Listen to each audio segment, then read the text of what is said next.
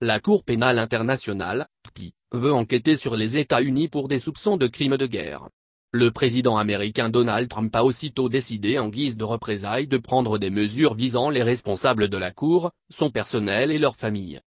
Le 11 juin 2020, le gouvernement des États-Unis a annoncé de nouvelles mesures contre la Cour pénale internationale, CPI. Ces mesures sont sans précédent.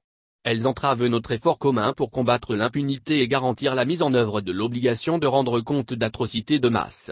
Je regrette vivement les mesures visant les responsables de la Cour, son personnel et leurs familles. Rapporte un communiqué de presse de la Cour pénale internationale, CPI.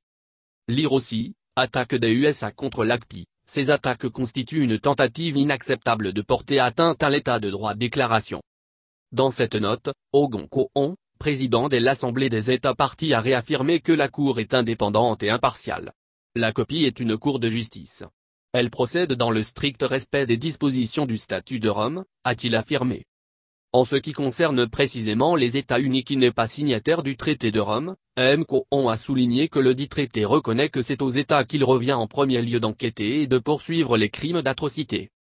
La CPI, a-t-il rappelé, est complémentaire aux institutions judiciaires nationales.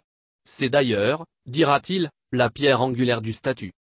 Poursuivant, il indiquait que la Cour a entamé un vaste processus de réforme. Je convoquerai une réunion extraordinaire du bureau de l'Assemblée la semaine prochaine pour étudier comment renouveler notre engagement inébranlable envers la Cour. Aussi a-t-il invité les États parties et toutes les parties prenantes du système du statut de Rome à réitérer à nouveau leur engagement. Et cela, pour faire respecter et défendre les principes et valeurs consacrés dans le statut. Par ailleurs, il a demandé aux États parties de ne pas se laisser décourager par quelque mesure ou menace que ce soit contre la Cour et ses responsables, les membres de son personnel et leurs familles.